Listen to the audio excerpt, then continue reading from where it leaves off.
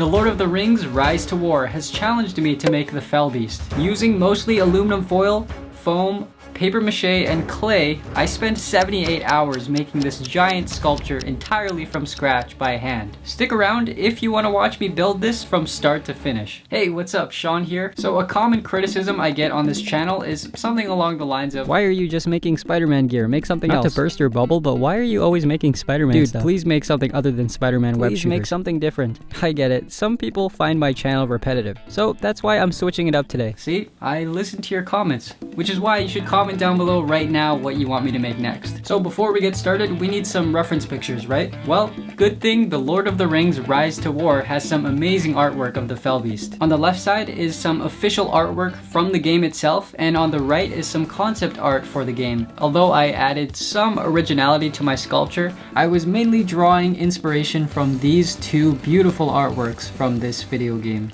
It's a good thing I saved up a bunch of product packaging because I had a ton of this polyethylene foam that I could use to start putting together the rough shape of the body. Most normal people see their product packaging as trash, but if you're a crafter like me, you know that this is like treasure because you can always use it for projects like this. This foam is actually perfect for this because it's super lightweight, so it's not going to make the sculpture really heavy.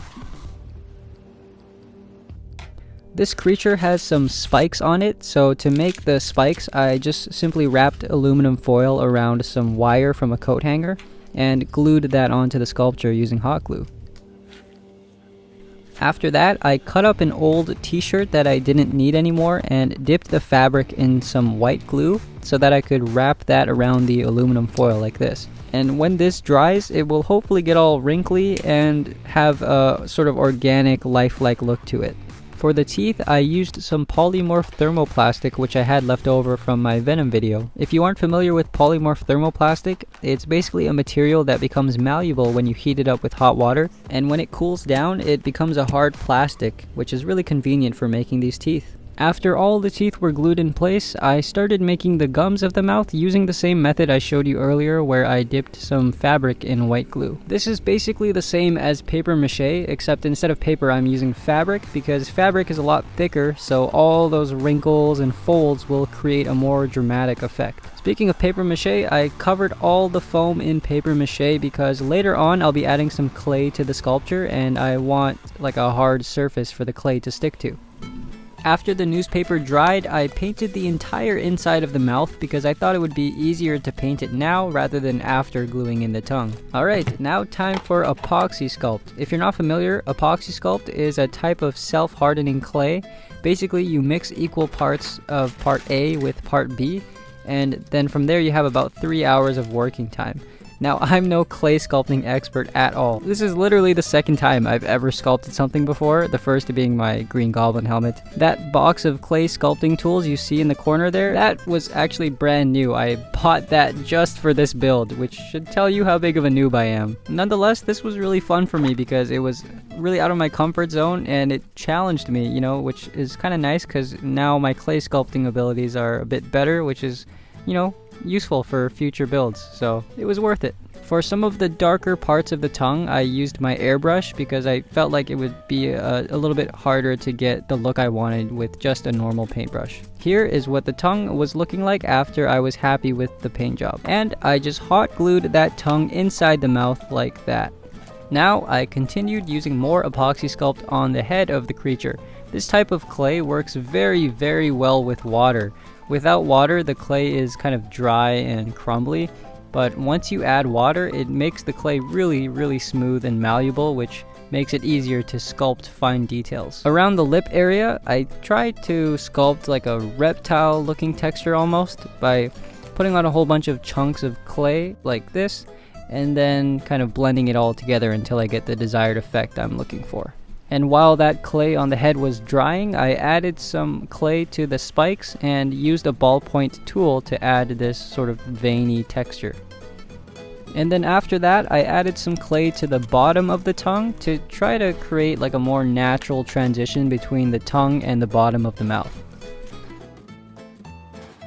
Here, I decided I wanted to add a second row of teeth, so I went ahead and made some more teeth using that polymorph thermoplastic I showed you earlier, poked some holes in the gum, and then superglued all those teeth in place. Now I'm moving on to the belly area. So for the belly, I wanted it to have the appearance of like dry skin almost, with a lot of cracks and folds and calluses and whatnot.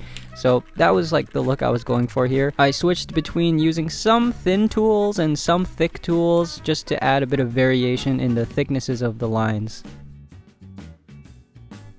For the eyeball, I found this clear thingy on Amazon. I just painted the back of it black before attaching it to the head with epoxy sculpt. I sculpted the rough shape of the area around the eye, and once I was happy with the proportions, I added a texture to it using this pointy tool.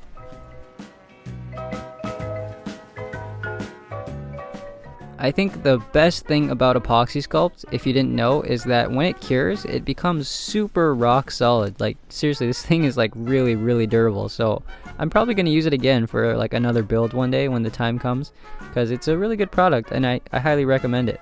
The last thing I had to sculpt were these scales all over the body like this.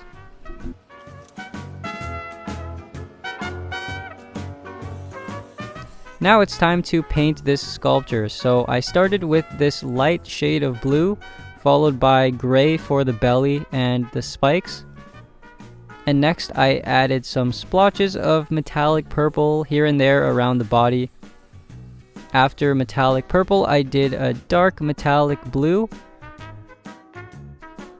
Then I went over the entire body with some black, and finally topped it off with this lighter color here to kind of highlight the lip and eye area like this. Of course, I painted the teeth yellow because, you know, this creature is a savage. It's not like the teeth can be whiter than a human being's teeth. And once that dried, I lathered some 5-minute epoxy all over the inside of the mouth to make the mouth look all moist and look like it's salivating, which adds another layer of realism, I think. And to protect the paint, I gave this whole thing a generous coat of this Rust-Oleum Gloss Clear spray. After the clear coat dried, I did a black wash in some areas, which is when you brush on some watered down black paint and then quickly wipe most of it away so that the paint settles in all the cracks and crevices.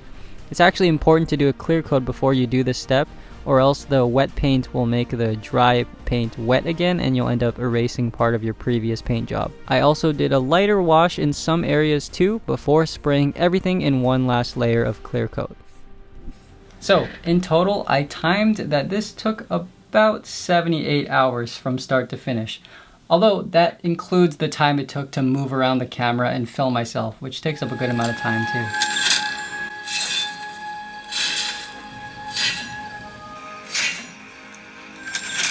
Dude, what are you doing? You're interrupting my video. Oh, sorry, I was just in the middle of playing Lord of the Rings: Rise to War. Okay, what's that?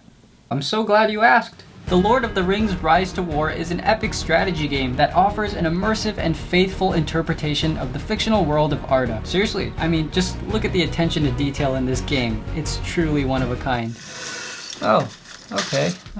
Yeah, I guess that is pretty impressive for a mobile game. I know, right? This game challenges you to build your armies and strategically expand your territory in pursuit of the One Ring. Throughout your conquest, you will encounter the characters you know and love, including the wise wizard Gandalf, the stout-hearted ring bearer Frodo, and many other iconic characters. Okay, I didn't ask. Explore Middle-earth's wonders, build a fortified settlement, recruit your favorite commanders, and live the War of the Ring. Alright dude, relax, it's just a game. Epic tales of old, be it love, friendship, or glory, are in days bygone. A new War of the Ring is on the horizon, and the fate of Middle-earth now follows into your hands. Scan my QR code right here to download the Lord of the Rings Rise to War for free.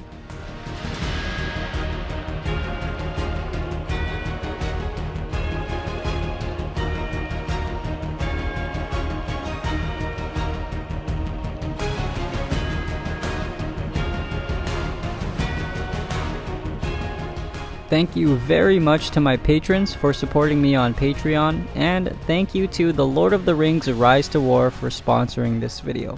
I'll see you all in my next video.